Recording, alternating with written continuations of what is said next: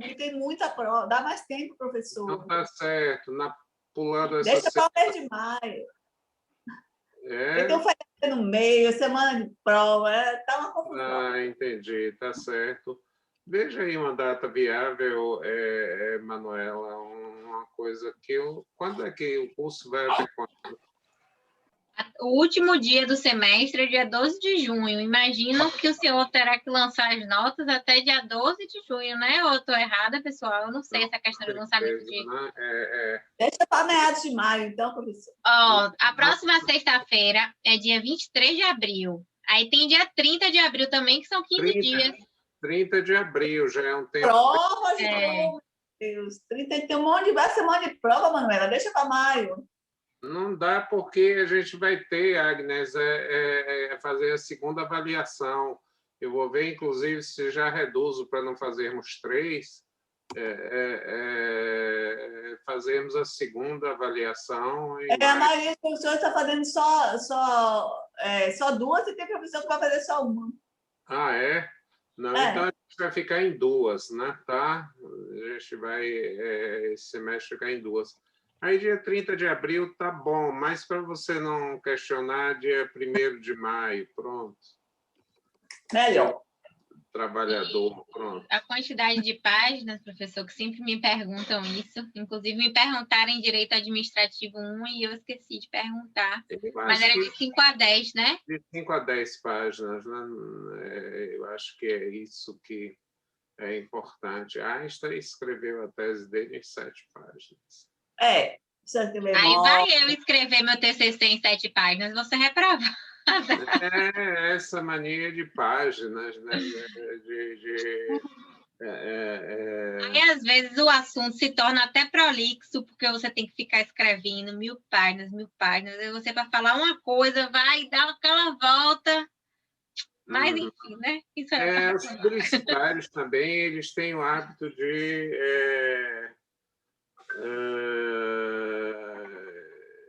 escrever muito pouco, né? Porque os textos, as questões... Licença aqui, gente. Eu tinha pedido... O primeiro texto eu já li uma parte, está bem boa. O segundo não vi ainda, mas o primeiro eu gostei. Aquela avaliação do que tem na França, na Alemanha, em Portugal. Achei bem interessante. Ah, pois não. Isso. Só que já tem marcado e remarcado algumas vezes, né?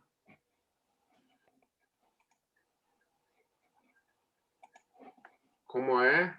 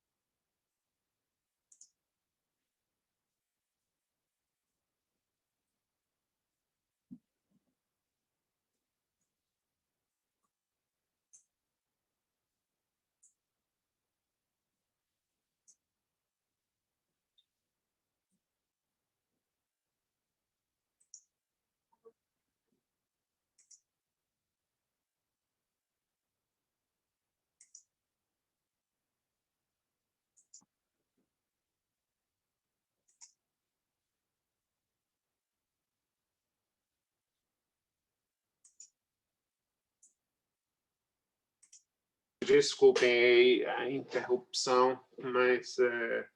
E então, ficamos dia 1º de maio para comemorar o Dia do Trabalho, né? Eu acho que está tudo bem. E aí, Agnes, você que leu alguma coisa, queria trazer alguma ideia aí de algum ponto que você tenha gostado ou não gostado? Eu achei assim, interessante descrição, essa avaliação do que é que tem na Alemanha, da França, de Portugal. Sim. Assim, se você for avaliar bem, a Alemanha e a França está parecida. Agora, Portugal tem umas coisas assim a mais, algumas coisas eu concordo, outras não, né? Mas o que eu achei assim, bem interessante é essa posição que eles colocam entre a discricionariedade e a margem de apreciação da atuação do poder público, né? Então, eu achei assim, bem interessante que a discricionariedade tem um limite, né? Não é, a administração ela pode se mover se até determinado ponto, mas não é também assim, né? Os casos são interessantes também, os exemplos que eles deram eu gostei bastante. De quê? Os exemplos que eles citaram dos casos, os exemplos da sim. Isso é bem interessante. Agora, é importante a gente voltar a falar nessa questão de margem de liberdade. Verdade, no texto ele enfatiza alguma coisa, não sei se nesses dois enfatiza, da margem de liberdade do... Não significa que o poder público tem discricionariedade, que ele pode fazer tudo o que ele quer. Ele tem que ter uma margem de liberdade, mas também ele tem que atuar de forma que nós ficamos, eu gosto de você porque provoca. E você sabe que eu sou radical, eu digo que não tem margem de liberdade nenhuma. Nenhuma. Vou tentar te explicar e veja se o meu raciocínio lhe convence ou não. Eu sei que isso é bastante radical e eu penso como poucos. Por exemplo, meu grande professor Calmon de Passos, ele virava e dizia assim, olha, o ato vinculado é como um presídio de celas fechadas. E o ato discricionário é uma penitenciária agrícola, onde você se move e tal, mas tem uma cerca, tem um limite. Você tem uma capacidade de mobilidade maior, mas ela tem, na verdade, um limite. E eu, mesmo assim, eu discordava, né? Porque eu sou extremamente rigoroso. Eu acho o seguinte, será que um médico tem liberdade de prescrever ivermectina, hidroxicloroquina? Eu não sei, estou dizendo só um exemplo. Ou ele tem que achar a melhor solução. É mesmo uma liberdade? Eu sou anti-bolsonarista, não uso ivermectina. Eu sou bolsonarista e uso hidroxicloroquina. Será que é liberdade isso? Ou é, digamos, estado incipiente do conhecimento? Será que, na verdade, nós podemos chamar liberdade alguma coisa que não depende de nós? Porque quando o administrador faz, ele faz para os outros. Eu não tenho liberdade de dar uma aula pior do que a que eu consigo. Claro que nem sempre será a melhor, mas dentro das minhas forças eu tenho que buscar. Eu não posso, por exemplo, falar da Bíblia, aqui do Alcorão, do Corão, né? Al já é o prefixo o, é o artigo, né? Então, se você quiser falar ao Corão, você está dizendo o Corão, né? Agora, se você já usar o artigo, é como, por exemplo, as pessoas dizem o Le Monde. Le Monde é um jornal francês cujo le é o mundo, né? Então, eu li o Monde, ou eu li Le Monde. Não é? Então, mas deixa isso para lá. Então, eu não posso aqui escolher o que eu quero. Mas sua margem de liberdade é essa. Não, às vezes eu não tenho... Mas não é bem isso que os gestores fazem? Muitos deles agem como se eles tivessem essa margem, professor? Eles agem, e é aí, digamos, o ponto mais central da nossa conversa. Porque eles não só agem, como alguns juristas prestaram um favor a ele, sim, sem dizer que era ele dá apoio, como é que chama assim, ratificar essas decisões deles. Exatamente, não é? Uma vez eu tive um caso, e obviamente não posso dar o nome, mas me encontrei numa reunião social com como cidadão. E aí me apresentaram a ele, olha, esse aqui é um dos maiores experts em mobilidade urbana. Foi durante muito tempo consultor da ONU sobre mobilidade urbana, trabalhou em vários países como consultor da ONU sobre mobilidade urbana. Ele disse, nada, agora eu já estou aposentado, deixei essas coisas e tal, já nem sirvo mais para ser nem secretário de mobilidade urbana, de planejamento urbano da minha cidade. Eu digo, como assim? Eu voltei para minha cidade, tirei férias, cansei de viver no exterior, e dei saudade do Brasil, e voltei para cá, e aí me nomearam como secretário do planejamento urbano, mas eu me desentendi com o prefeito de uma capital do Nordeste. Eu me desentendi com o prefeito, e ele aí me disse que no outro dia saiu minha exoneração a pedido. Mas eu não pedi coisa nenhuma, simplesmente eu me desentendi. Eu disse, mas você tem então o direito de voltar. Ele disse, sabe por que eu queria voltar? Para ele me demitir. Aí eu disse, por que você quer que ele lhe demita? Para que na história eu não fique como um camarada que projetou obras e depois abandonou todas elas. Quer dizer, de que eu resolvi começar tudo e largar no meio. Para minha biografia, eu não posso dizer que eu vou continuar, porque eu não tenho poderes para tanto. Mas eu, na verdade, preferia ser exonerado, não a pedido, mas por iniciativa própria. E aí eu resolvi, eu gosto dessas questões provocantes, e fiz um mandado de segurança contra ato do prefeito que usou um motivo falso, o pedido. Eu digo, olha, aí sim, diante da liberdade de se exonerar, que não é uma liberdade pública, é uma liberdade pessoal, né? Você não podia fazer nada, mas cadê o pedido dele de liberdade? Você está mascarando um ato que é seu, que é de sua responsabilidade, como e atribuindo a responsabilidade a ele, servidor. Não é possível. Eu quero que ele seja readmitido, e a Justiça mandou readmiti-lo, naturalmente. E aí, sabem o que aconteceu? O prefeito ficou com receio, porque eu digo, eu vou responsabilizá-lo se você colocar alguém incompetente, não adequado à área, com um profissional dessa competência que você tem, salvo se ele for ímprobo, salvo se ele... Então, criou-se um imbróglio, né? Porque o prefeito não entendia, bom, mas eu fiz como uma deferência, como uma cortesia, sim, só que para o currículo profissional dele não era bom ter pedido para sair, não é? Ter pedido para sair, né?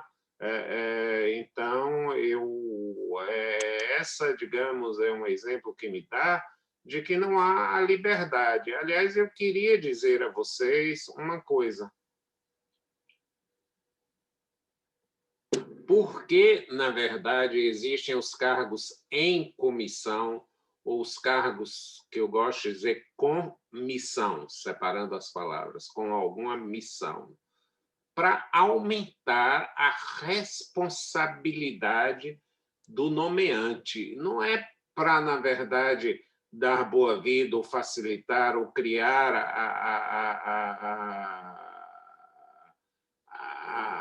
a oportunidade do nomeante escolher quem ele quiser, né? É para dizer, olha, você nomeou, você, na verdade, aguente, né? Imagine, sem nenhuma conotação, vou me referir só a fatos, mas que, digamos, os fatos extremos nos levam a testar alguns exemplos.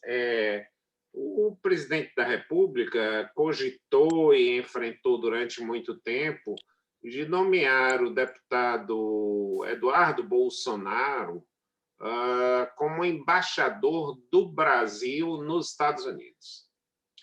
E ele, jocosamente, dizia, olha, eu sei fazer hambúrguer. É como se fosse, na verdade, nem inglês ele fala, né? E aí, será que nós poderíamos dizer que a imagem do Brasil nos Estados Unidos ficava comprometida e que a responsabilidade era do presidente da República? Sim. Obviamente, numa embaixada que já teve Joaquim Nabuco, nomes da maior responsabilidade, quando você tem nenhuma questão de que, eu não vou entrar nem na política, mas que ele é notoriamente despreparado para ser um embaixador, isso parece que todos nós aceitaremos de um modo absolutamente consensual, não é? Então, quando você nomeia, você se torna responsável. Como dizia o Exupéry no Pequeno Príncipe, você é eternamente responsável por aquele a quem você cativa, não é? Então, você é eternamente responsável por aquele a quem você nomeia. Não é? Então, o ato de nomear é o ato de ampliar a responsabilidade do nomeante, não é? O ato de ampliar a responsabilidade do nomeante, porque quem nomeia, quando as constituições criaram os cargos em comissão, foi para ampliar a responsabilidade do nomeante e não para lhe dar liberdade de nomear. Ou seja, não se queixe se suas questões vão mal na China, porque você é quem nomeou o embaixador. Você é quem nomeou. A culpa é desse embaixador miserável, incompetente, trapalhão, etc., etc. Ou a culpa é do ministro das Relações Exteriores, o Ernesto Araújo, que nem sequer tinha relações pessoais com o embaixador da China. Então, nós vivemos uma fase onde o ministro das Relações Exteriores tratava a China, depreciava a China. E aí chegou um momento em que o embaixador disse: eu não recebo mais esse ministro. E aí o presidente da República podia dizer: bom, esse ministro é um irresponsável? Não. E teve que, na verdade, exonerá-lo, né? Então, quando você cria, eu não sei se vocês estão percebendo esse alcance, quando você cria uma responsabilidade na nomeação, ela é feita exatamente para isso. Ela não é uma... Quando você diz cargos comissão, eu tiraria até o em comissão, cargos comissão, né? Se vocês quiserem interromper, fiquem à vontade, né? Então, cargos comissão.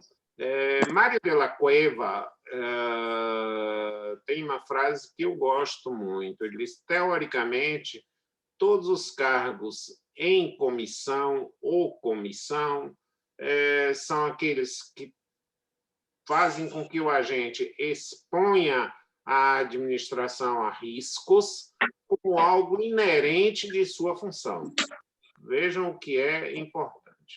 Um presidente do Conselho de Política Monetária, ele pode, na verdade, expor a administração a riscos, baixando ou elevando a taxa Selic, que é a chamada taxa básica de juros, para aumentar o custo do crédito, reduzir a inflação, etc., mas também para endividar o país, né? Para transformar a dívida externa cada vez mais em dívida eterna, né? É papel dele correr esse risco, né? Um médico, quando vai fazer uma cirurgia, expõe o paciente a risco.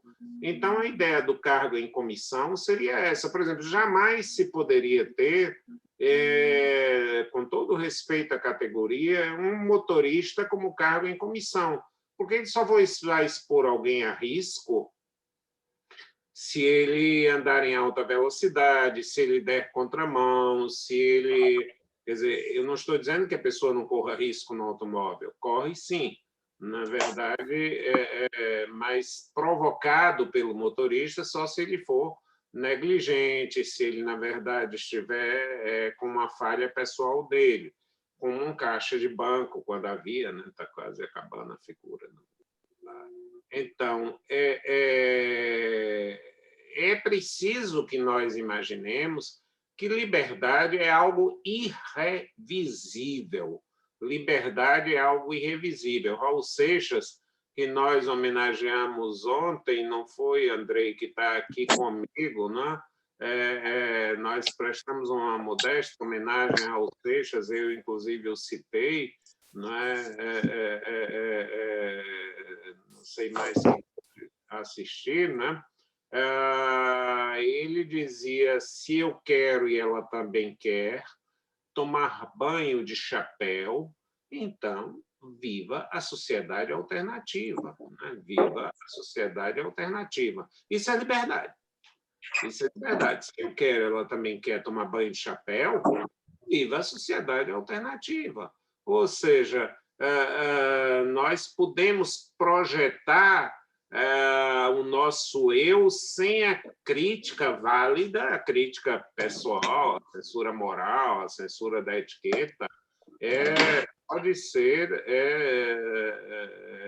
feita, mas não uma censura jurídica, né? Não uma revisão de um ato. Olha, eu vou impedir na justiça que você se case com um traficante. Sejamos francos, não deve ser uma boa coisa alguém se casar, homem ou mulheres, com uma pessoa ligada ao tráfico, pelas tormentas que vai passar. Mas ninguém pode impedir isso, porque isso é a questão da liberdade, né? É a questão da liberdade humana. Não é? Então, essa liberdade nunca mesmo estará presente no administrador. O que o administrador pode não saber qual a melhor e a mais adequada das soluções, segundo um instrumental mais preciso, né? Segundo um instrumental mais preciso. E, para isso, ele tem que agir não segundo vontades, a voluntariedade se joga para um espaço bem subalterno, e a criteriosidade, a existência do critério, se erige num altar mais sagrado, né? Se erige num altar mais sagrado, né? Eu disse lá em longos anos, na minha dissertação de mestrado, todo dia estou dando um spoiler, está pertinho de ser publicada, tá?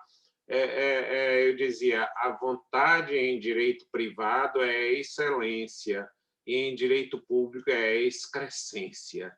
É a excrescência. Nós, na verdade, não podemos agir com vontade. Atribui-se a Jânio Quadros uma frase: filo porque quilo, fez porque o quis, né?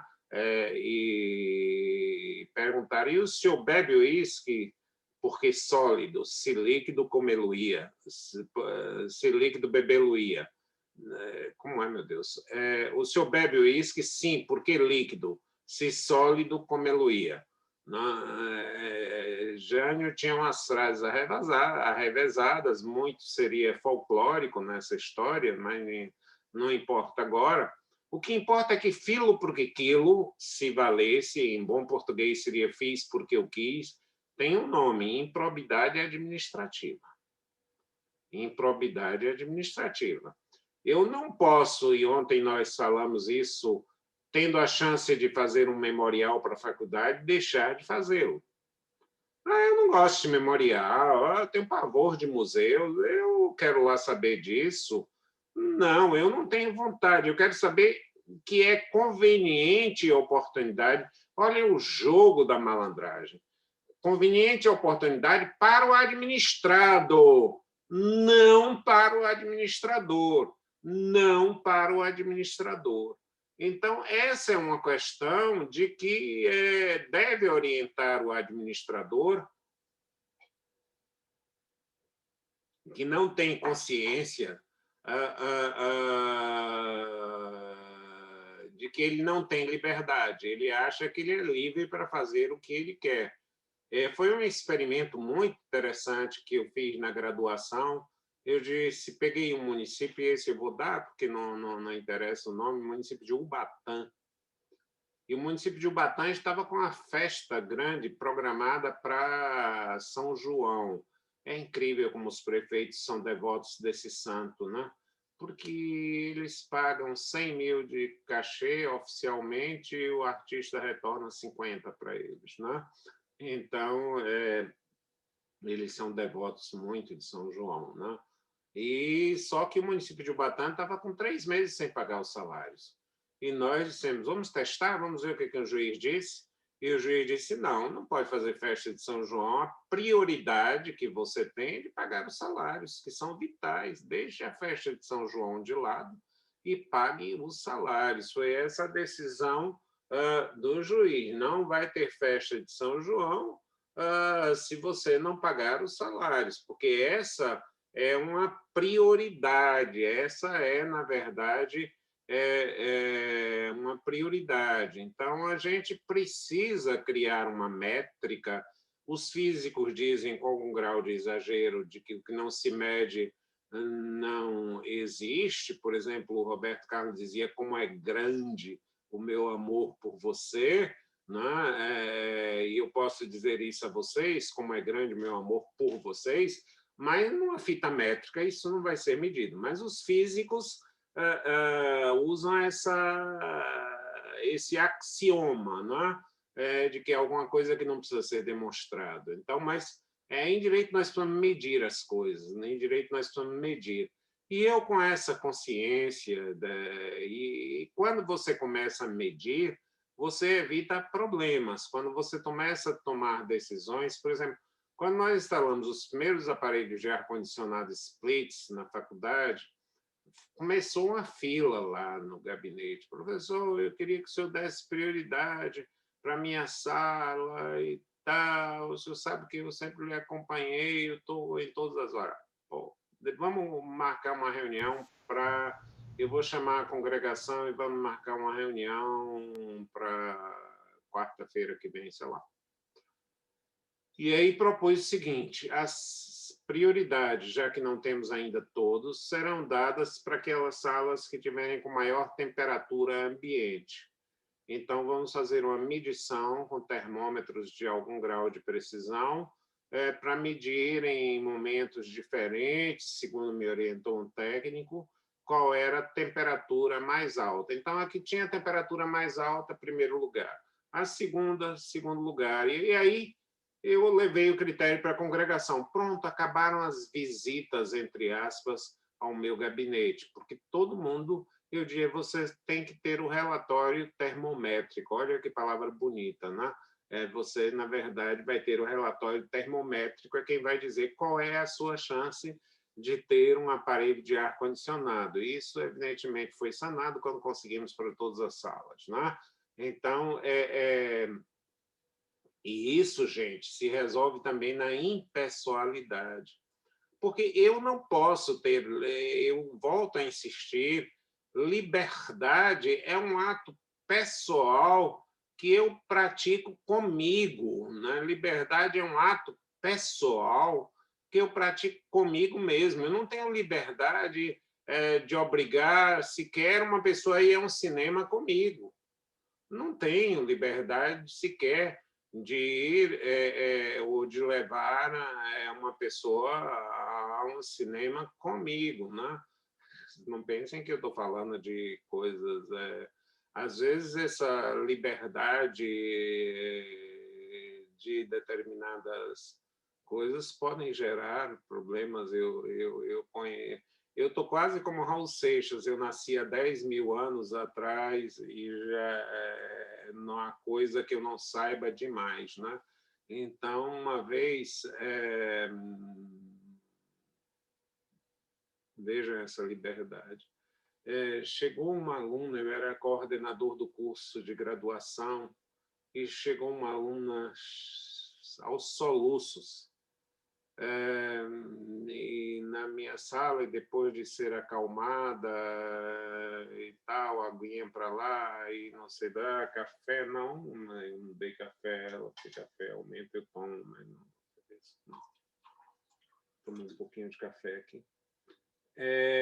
E aí, o que aconteceu? Ela, quando conseguiu falar, me disse uma coisa simplesmente: professor, eu queria que o senhor me desse uma orientação. Se o que é? O professor de ética. Se é. Eu tirei 2 com ele na prova. E aí fui falar com ele logo no início da aula, e ele me disse que aguardasse até o final da aula. Eu aguardei até o final da aula, e ele virou e disse: eu estou sem tempo agora, mas eu estou indo comprar umas roupas no Iguatemi. Você me acompanha? E ela achou... Disse, como assim, professor? Sim, eu sou solteiro, fique tranquila. Você me acompanha para fazer essas compras? Professor, o que o senhor está dizendo? Ela disse, você quer ter a sua nota? Eu já lhe garanto a sua nota. Ela começou a perceber o que era a situação e entrou numa crise nervosa. Disse, o que eu vou fazer com isso? Eu vou, por uma nota, fazer isso. Aí saiu correndo. E eu aí disse, fique tranquilo. Aí chamei uma funcionária, Mércia, veja esse professor fulano tal. Por incrível que pareça, era um professor substituto, contratado temporariamente. E aí, por sorte, acharam esse professor ainda na faculdade, estava dando uma outra aula para uma outra turma. E eu pedi que ele fosse à minha sala, ele disse que depois da aula, eu mandei dizer que não, que tinha que ser agora, e ele aí foi lá. E eu só virei e disse assim, a versão para mim era tão evidente que eu digo, olha, é a aluna fulana de tal. Qual é a solução que você quer? Um processo ou pedir exoneração? Ele aí olhou e disse, você quer pedir exoneração? A gente fica por aqui. Ou você prefere um processo que, na verdade, faça isso, isso e isso? Eu já tenho, inclusive, a prova dela aqui. Tem o nome, tem o convite que o senhor fez. Ele olhou e disse, também eu não ganho porcaria nenhuma, estou tentando fazer um favor para essa faculdade. Então, eu digo, faça o segundo, saia dela. Você já estava fazendo um favor, é hora de fazer um segundo favor, saia dela. E aí, eu vou assinar logo isso. Onde é que assina? Eu digo, rápido, a gente prepara aqui o requerimento, rapidinho. E assim ele fez e pediu exoneração. E lá fui eu, no dia seguinte, olha, o professor teve um problema de saúde e não vai mais continuar com vocês, tá? E enquanto nós providenciamos um outro professor, eu vou ficar aqui improvisando aulas de ética para vocês. Não sou um expert na área, mas já vou ver alguns livros aqui para a gente preencher esse tempo enquanto chega um outro professor. Então, não há manifestação de vontade em relação ao outro. Não há manifestação de vontade em relação ao outro. Não há porquê, na verdade, você ter autonomia de gestão em relação a outra pessoa. O administrador público ele está preso, ele está, na verdade, confinado a um interesse. E é claro que o conceito de interesse público vai se mostrar em cada momento, em cada situação, em cada instante. Professor? Oi. Sobre isso, eu acho interessante trazer, óbvio que o senhor sabe que foi introduzido o artigo 20 na LINDB, né? Na Lei de Introdução, enfim, acho que o decreto 13.000, é que eu não tenho aqui de qual. Não, acrescentado pela Lei 13.655 de 2018. Uhum. Não é exatamente sobre isso que você está falando, mas eu acho que envolve essa questão da discricionariedade. E o artigo 20 fala, basicamente, que nas decisões nas esferas administrativa, judicial e controladora, o julgador, o administrador e o controlador não vai poder decidir baseado em valores abstratos, né? E que ele vai ter que fundamentar. Vou escrever aqui. Botar aqui no chat. Eu acho que você só para o pessoal ver. Aqui, ó. Vou ler, tá? Botei para quem quiser também. Nas esferas administrativa, controladora judicial, não se decidirá com base em valores jurídicos abstratos, sem que sejam consideradas consequências práticas da decisão. A motivação demonstrará a necessidade de adequação da medida imposta ou da invalidação de ato, contrato, ajuste, processo ou norma administrativa, inclusive em face das possíveis alternativas. Por que eu acho que esse artigo tem a ver com essa discussão, professor? Porque até esse artigo, né, muitos, não só juízes, como os administradores, enfim, baseavam suas decisões em seus atos, né, que eles praticavam em princípios. E quer queira, quer não, princípios são valores abstratos, né, são normas jurídicas abstratas. E aí decidia e não em síntese, o que esse artigo quer trazer? Que o juiz, o administrador, tem que avaliar todas as consequências possíveis, tem que avaliar todas as soluções possíveis.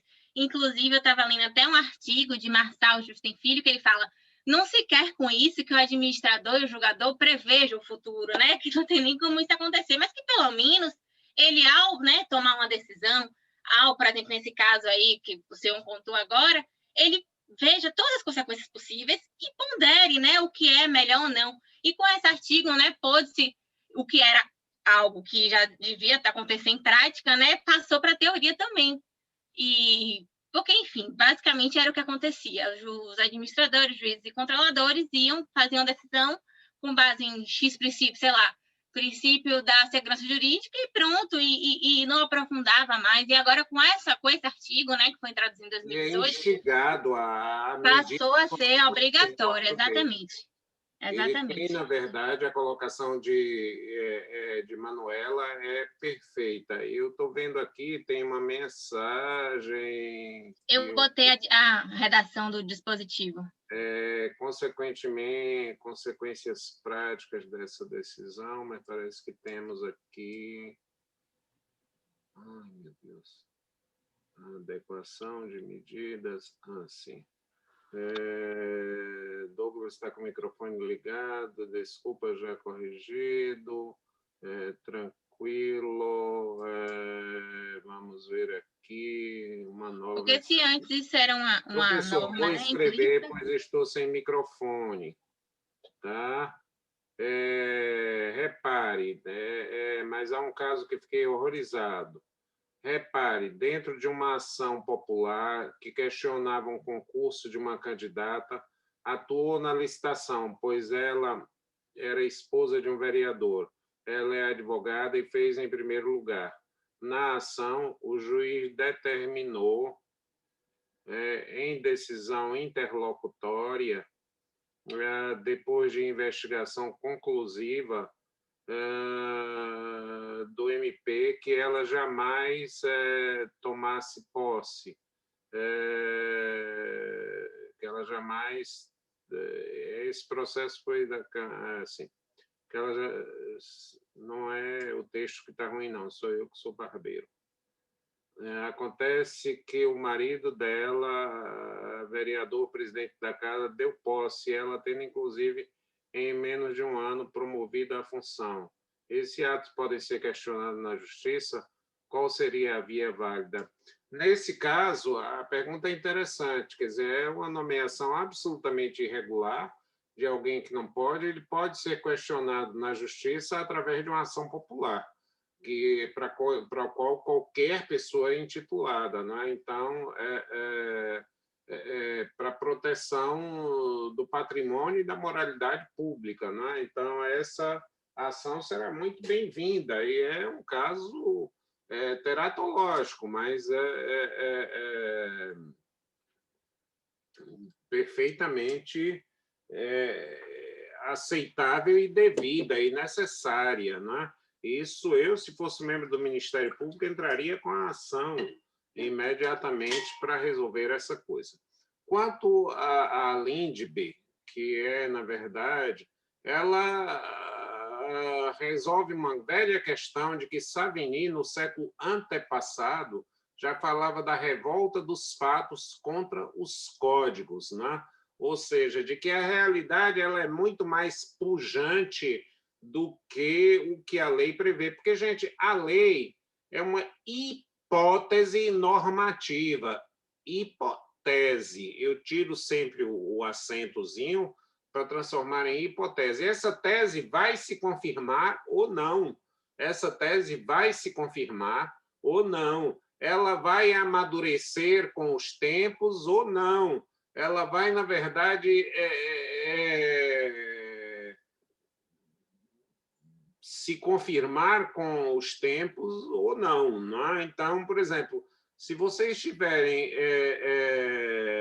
uma visão, o escravagismo no Brasil foi sustentado por uma série de normas legais, e eu fiquei abismado quando se quis elogiar o Mosteiro de São Bento e disse que a Ordem Beneditina foi a primeira a liberar 3.000 escravos. Lá eu sabia que uma ordem beneditina tinha 3.000 escravos, ou como eu prefiro dizer, 3.000 pessoas escravizadas. Isso é diferente, né? Não há ninguém escravo, né? Pessoas escravizadas. Essa é muito mais um ato de quem escraviza do que um ato de quem é escravizado, que é sujeito, que é objeto da relação, né?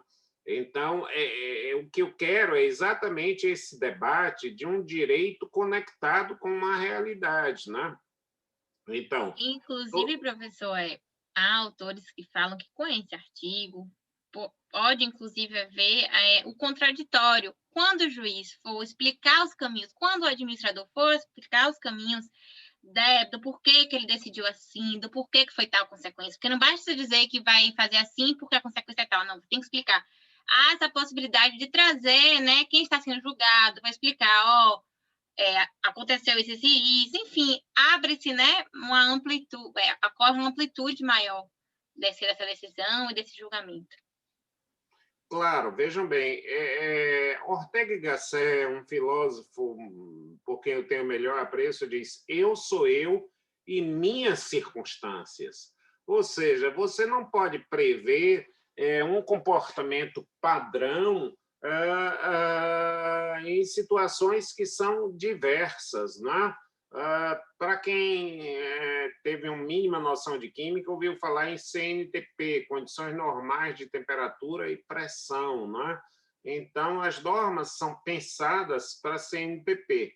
Se a condição normal de temperatura e pressão varia, é evidentemente que a norma tem que se amoldar a ela, porque, como dizia Eros Grau, a vida não presta contas a Kelsen. A vida não presta contas a Kelsen. Na verdade, a gente tem que adaptar o sistema para que ele espelhe a vida. Por exemplo, nós temos valores como a confiança no Estado. A confiança no Estado, ela é um derivativo da nossa confiança existencial. O mundo sem confiança entre pessoas, entre partes na sociedade, seria um mundo insuportável.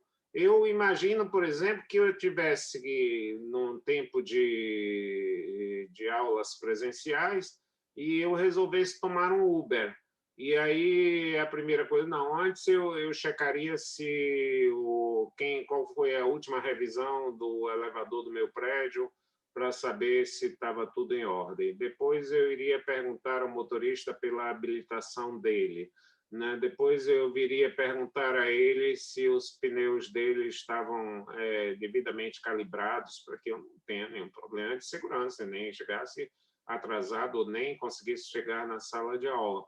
Depois eu ia chegar e dizer: bom dia, Geninho, por favor, porteiro, eu queria saber onde eu consigo o cálculo estrutural dessa faculdade. Como professor, o cálculo estrutural, porque eu vou entrar nessa faculdade e sei lá se ela vai desabar ou não vai, né? Como é que fica esse tipo de coisa, né? Depois eu sairia, hipoteticamente, para ir a um dentista e dizer: que notas o senhor tirava em ortodontia quando o senhor estava na faculdade?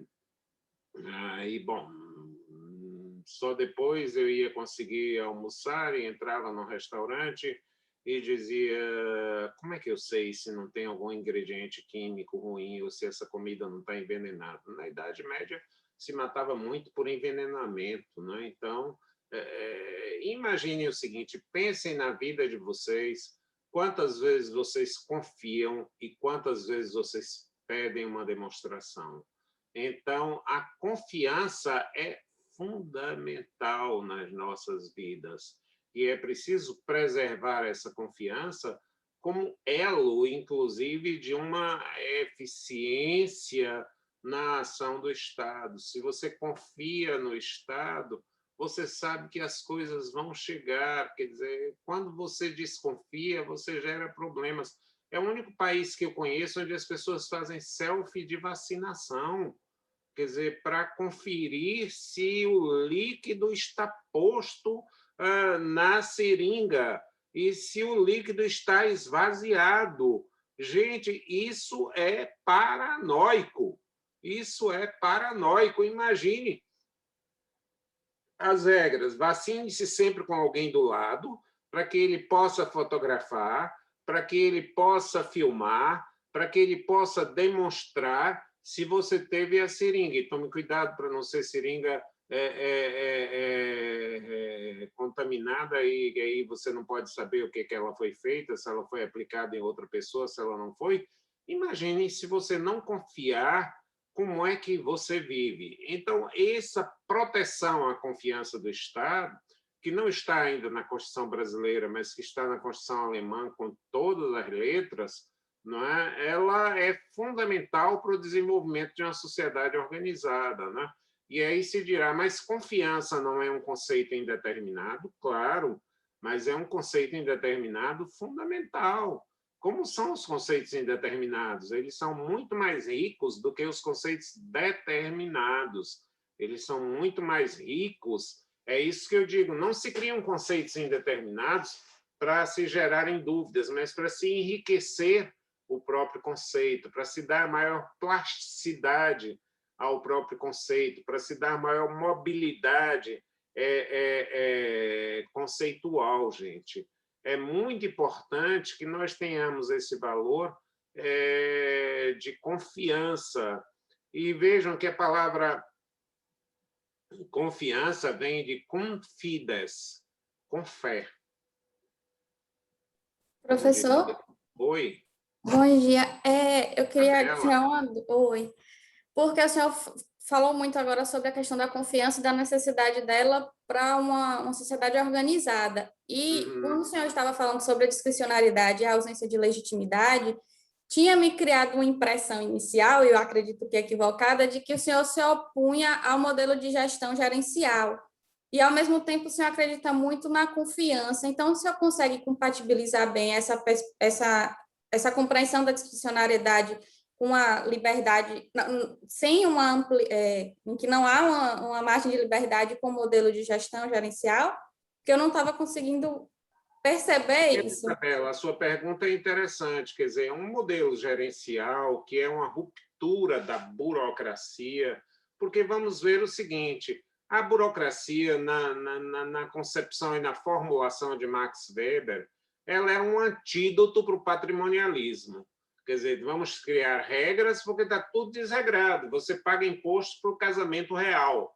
Então, as princesas, quando queriam se casar, o povo pagava aquelas festas de uma semana, né?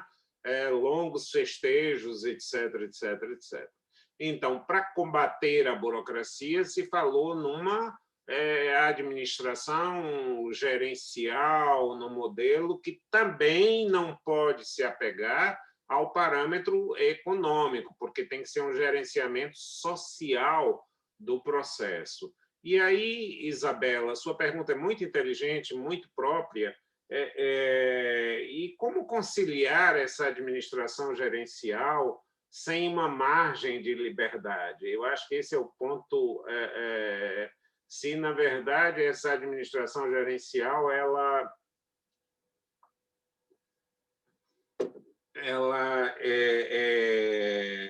na verdade, tem por suposto um grau de flexibilidade. E eu vou tentar lhe dar um exemplo. Eu sei que eu estou numa posição minoritária, Isabela, mas eu acho que o gerenciamento flexível ele não significa, digamos, o voluntarismo. Vou tentar dar um exemplo que me disse com muita humildade um prefeito de uma cidade grande daqui do Brasil. Ele me disse: olha, Celso, eu passei a fazer um gerenciamento à base de pesquisas. E, por exemplo, vou lhe dar um caso, que ele me mostrou um dado de pesquisa. Eu pensei em asfaltar cada ruazinha perpendicular à rua principal, porque eu digo, aqui a pessoa vai ter amor à sua casa, asfaltadazinha a sua rua, que eram esburacadas. E aí, quando eu fui fazer uma pesquisa, a prioridade das pessoas era asfaltar a avenida mais larga. Por quê? Porque, na verdade, o transporte fluiria mais rápido. Então, caminhar 100 ou 200 metros para ela não era problema se, em contrapartida, ela tivesse na avenida principal, em relação àquelas ruas que faziam a perpendicularidade, um trânsito bastante mais aceitável.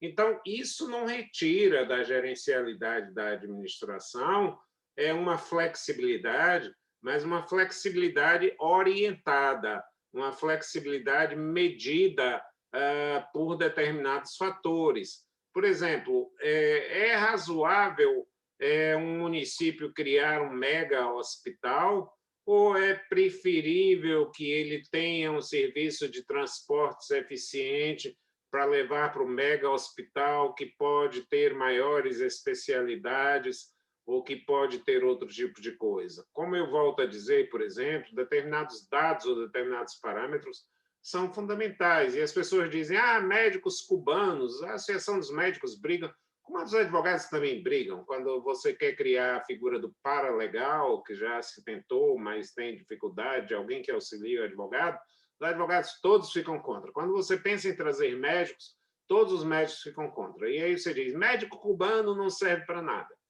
Vamos lá. Os médicos cubanos não têm a mesma formação dos brasileiros, que estudam de neurocirurgia, a oncologia, a outra coisa.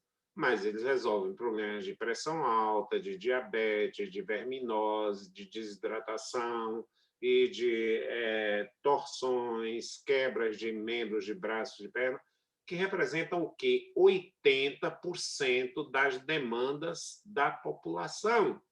E se você tem 80% das demandas, esse é um cálculo feito pelo SUS, 80% das demandas estão no atendimento básico, o posto de saúde eficiente é mais barato e é mais eficaz do que o hospital, não é? Porque você pode ter, por exemplo, qual é a questão? Qual é um dos melhores hospitais da Bahia? O Hospital Geral do Estado. Vocês dizem, que loucura é essa, Celso? O problema é que ele é sobrecarregado por falta de postos que resolvam os pequenos problemas. Então, as pessoas vão para o Hospital Geral à falta de outra oportunidade, à falta de um outro lugar. Então, elas dizem 24 horas só o Hospital Geral. Se você tivesse unidades de pronto atendimento funcionando 24 horas, você desafogaria os hospitais para a chamada alta complexidade, né? Para a chamada alta complexidade. Então, essa digamos, essa administração flexibilizada, que, todavia, deve ter parâmetros. E, nesse ponto, eu vou recomendar, a gente vai falar nesse curso ainda, sobre a administração dialógica, que é um termo que eu prefiro mais do que a gerencial, que é a administração que dialoga com as necessidades da população. Quer dizer, um novo modelo, em vez de administração imperativa. Se vocês decorarem sim, memorizarem sim essa palavra, administração dialógica, a gente está caminhando para um processo democrático mais ativo, de mais legitimidade, auscultar e perceber quais são as demandas. Será que a demanda de uma população é o estádio ou é o esgotamento sanitário? Será que a demanda da população é a formação de advogados, ou de médicos ou de professores? E por que os juízes ganham mais do que os professores, ou do que os médicos? Não é? Então, qual é a situação onde você pode, na verdade, quer dizer, existem parâmetros pelos quais você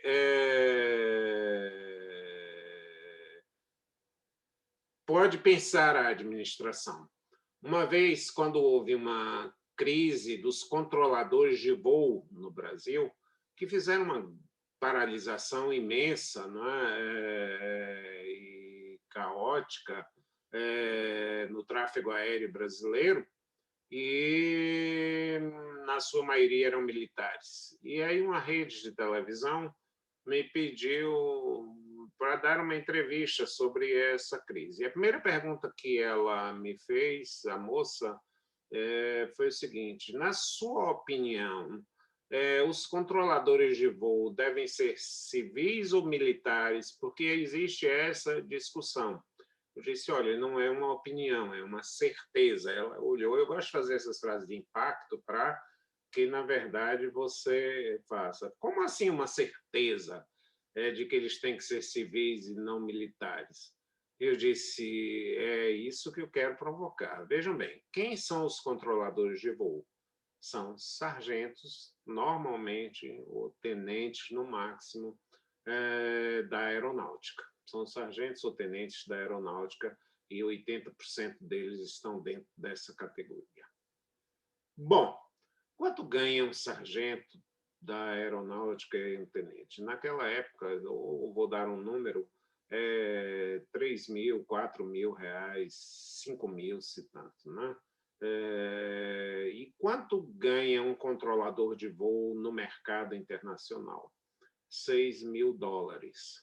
6 mil dólares, alguma coisa hoje como 30 mil reais ou 5 mil dólares, alguma coisa, eu me lembro de um número próximo de 30 mil reais no mercado internacional. Eu digo, e agora? Quando o sargento aprende inglês, domina o inglês, aprende a fazer a leitura do tráfego de voo, aprende a se tornar expert, você acha que ele vai se sujeitar ao salário de 3 e de 4 mil? Não vai.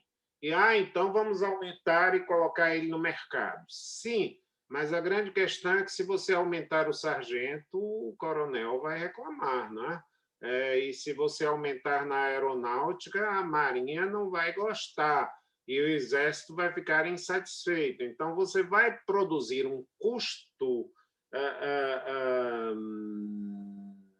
desproporcional quando, se você, na verdade, tivesse operadores civis, eles seriam uma categoria que acompanharia o mercado, que teria um treinamento adequado, porque o que você via, na verdade? Eu digo, gente, precisamos fazer uma pesquisa. Por que todo controlador de voo, eu gosto dessas perguntas meio assim, uma vez eu fiz uma prova, não pensem que eu sou muito certo, não, viu, gente? Eu perguntei por que controlador de voo gosta de andar com livro no braço, embaixo do braço. E a provocação era a seguinte, é porque eles estavam sempre procurando outro concurso para sair de lá, né? Porque eles já estavam tão qualificados, então eles iam para lá para buscar outro tipo de concurso. Então, eu estava provocando qual é o perfil do serviço público que nós queremos, porque quanto mais eficiente, mais dinâmico, mais atuante o serviço público, menos a gente chega a essa paranoia de que o privado vai resolver tudo. Vejam bem, o que as empresas privadas falam no Brasil? Nós queremos dar vacina aos nossos funcionários. Bom, por que você não dá vacina ao SUS para você fazer isso? Por que você não faz isso? Não, eu quero dar, na verdade... Chega um camarada aqui, desculpem a opinião que é pouco acadêmica, mas ele se veste de uma gravata amarela e um paletó verde, em todas as vezes ele é o dono da Avan, que é uma mega empresa, e ele batalha para que os empresários possam comprar vacinas e vacinar os seus funcionários sem dar nada ao SUS. Ou seja, ninguém quer resolver o problema nenhum. Nesse momento e no mundo inteiro, quem tem chamado para combater a pandemia? O Estado. Quem tem chamado para combater a pandemia é o Estado.